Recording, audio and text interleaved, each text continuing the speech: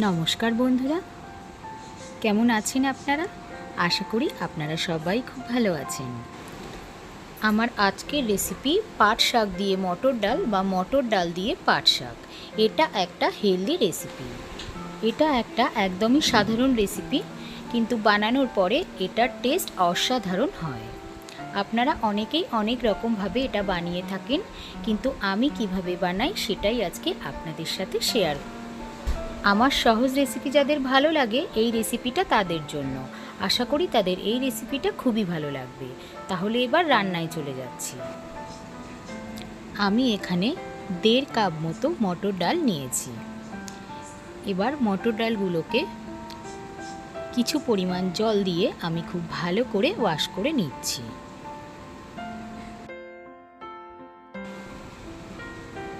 দুই থেকে তিনবার জল পাল্টে এটা ভালো করে ওয়াশ করে নিয়েছি। এখন কিছুটা পরিমাণে জল দিয়ে ডালটা ভিজিয়ে রেখেছি। এখন পাট শাকটা কেটে নিচ্ছি। আপনারা সবাই জানেন পাট শাক কীভাবে কাটতে হয়, তাও যারা নতুন রান্না শিখছো তাদের জন্য দেখাচ্ছি। পাট শাকের পাতাগুলো নিয়ে নিচ্ছি আর ডালটাকে ফেলে দিচ্ছি। ঠিক এইভাবে প্রত্যেকটা পাতাগুলো শুধু কেটে নিচ্ছি। সব পাট শাকগুলো আগেই খুব ভালো করে ওয়াশ করে রেখেছিলাম। এখন ছোট ছোট করে কেটে নিয়েছি। আমি এখানে 1 আটি পাট শাক নিয়েছি। এখন গ্যাসে প্রেসার কুকার বসিয়েছি। এখন মটর ডালটাকে সেদ্ধ করে নেব। মটর ডালগুলো প্রেসারের মধ্যে দিয়ে দিচ্ছি।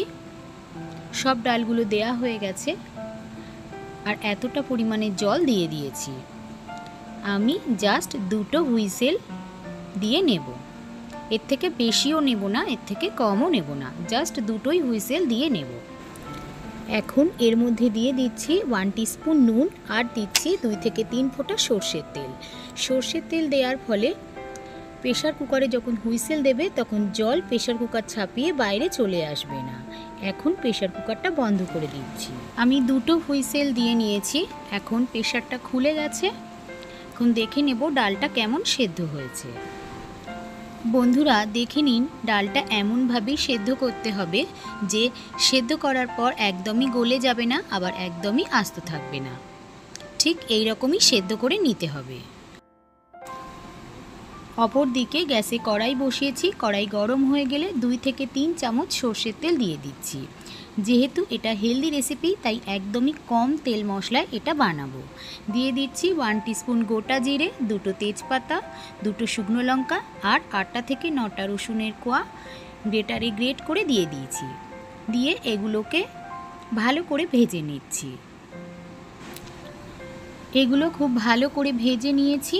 একটা সুন্দর ভাজা গন্ধ বেরোলে এর মধ্যে দিয়ে দিচ্ছি ধুয়ে কেটে রাখা পাট শাক। পাট শাকগুলো সবগুলোই এর মধ্যে দিয়ে দিচ্ছি।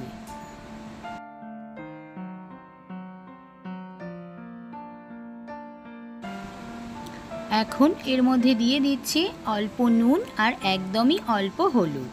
আমি অফ ক্যামেরায় নুনটা দিয়ে দিয়েছিলাম। যেহেতু আমি পাট শাকটা একদমই সবুজ রাখবো তাই আমি একদম অল্প হলুদ দিয়েছি। দিয়ে ভালো করে শাকের সাথে মিশিয়ে নিচ্ছি। সব কিছু ভালোভাবে মেশানো হয়ে গেলে আমি এর মধ্যে দিয়ে দিচ্ছি একদম অল্প গরম জল, যাতে শাকটা খুব ভালো করে কুক হয়ে যায়। এখন গ্যাসের ফ্লেম লোতে রেখে আমি 4 থেকে 5 মিনিটের মতো এটা কভার করে দিচ্ছি। 4 থেকে 5 মিনিট পর আমি কভার ওপেন করে নেব। দেখে নেব শাকটা ভালো করে কুক হয়েছে কিনা। ভালো করে আরও একবার নাড়াচাড়া করে নিচ্ছি। শাকটা খুব ভালো করেই কুক হয়ে গেছে। এখন সেদ্ধ করা মটর ডাল 2 হাতা আমি এর মধ্যে দিয়ে দিচ্ছি। দিয়ে শাকের সাথে খুব ভালো করে মিশিয়ে নিচ্ছি।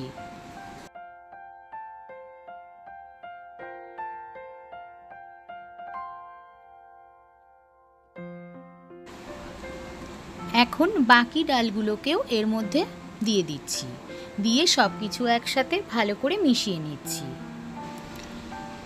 এই সব কিছু খুব ভালো করে মেশানো হয়ে গেছে। ডালটা একটু ঘন মনে হচ্ছে তাই এর মধ্যে দিয়ে দিচ্ছি অল্প গরম জল। আপনারা অবশ্যই কিন্তু এতে গরম জলই দেবেন, তা না হলে ডালের টেস্ট একেবারেই ভালো লাগবে না। আর এর মধ্যে দিয়ে দিচ্ছি 3টে কাঁচা লঙ্কা। আর দিচ্ছি 1 টিস্পুন চিনি। এই রান্নায় একটু মিষ্টি মিষ্টি ভালো লাগে। আমার রান্নাটা অলমোস্ট হয়ে গেছে। এখন গ্যাসের ফ্লেম লো টু মিডিয়ামে রেখে জাস্ট ফুটিয়ে নেব। এই ডালে অনেকেই পেঁয়াজ দেয়, পেঁয়াজ দিলে অন্যরকম ফ্লেভার চলে আসে, তাই আমি এই ডালে শুধুমাত্র রসুনই ইউজ করি। দিলে এই ডালের ফ্লেভারটা বেশ ভালো আসে। সব কিছু খুব ভালো করে মেশানো হয়ে গেছে। দেখতেই পাচ্ছেন বন্ধুরা, ডালটা কিন্তু ফুটছে। 2 থেকে 3 মিনিটের মতো গ্যাসের ফ্লেম হাইতে রেখে খুব ভালো করে ডালটাকে ফুটিয়ে নিচ্ছি। খুব সহজেই তৈরি হয়ে গেল একটা দারুণ হেলদি রেসিপি, পাট শাক দিয়ে মটর ডাল, যেটা গরম গরম ভাত, রুটি, লুচি, পরোটা সব কিছুর সাথেই সার্ভ করা যাবে। এটা একটা একদমই সাধারণ রেসিপি, কিন্তু বানানোর পর এর টেস্ট অসাধারণ হয়। ছোট থেকে বড় সবারই কিন্তু এটা খুবই পছন্দ হবে। আর বাচ্চাদের এটা খাওয়া খুবই ভালো, কারণ এটা পুরোপুরি হেলদি রেসিপি। এই পাট শাকের অনেক উপকারিতা আছে। পাট শাকে প্রচুর অ্যান্টিঅক্সিডেন্ট থাকে, পাট শাকে থাকে ম্যাগনেসিয়াম, পাট শাকে প্রচুর ফাইবার থাকে, পাট শাকে থাকে ভিটামিন ই। তো বন্ধুরা, রেসিপিটা একদম রেডি। আপনাদের যদি ভালো লাগে তাহলে বাড়িতে একবার অবশ্যই এইভাবে বানিয়ে দেখতে পারেন। আর কেমন লাগলো আমাকে জানাতে একেবারেই ভুলবেন না। আর পাশে থাকা বেল আইকনটি প্রেস করে নেবেন, যাতে যখনই আমি কোনো নতুন রান্না আপলোড করব তার নোটিফিকেশান আপনি পেয়ে যাবেন। আর এই রেসিপিটা যদি আপনি ফেসবুক থেকে দেখেন তাহলে প্লিজ আমার ফেসবুক পেজটি ফলো করে নেওয়ার অনুরোধ রইল। এই রেসিপিটা শেষ পর্যন্ত দেখার জন্য নতুন বন্ধু পুরনো বন্ধুকে অসংখ্য ধন্যবাদ। আজ তবে এখানেই বিদায় নিচ্ছি। আবারও দেখা হচ্ছে নতুন কোনো রেসিপির সাথে। ভালো থাকবেন, সুস্থ থাকবেন। শুভরাত্রি।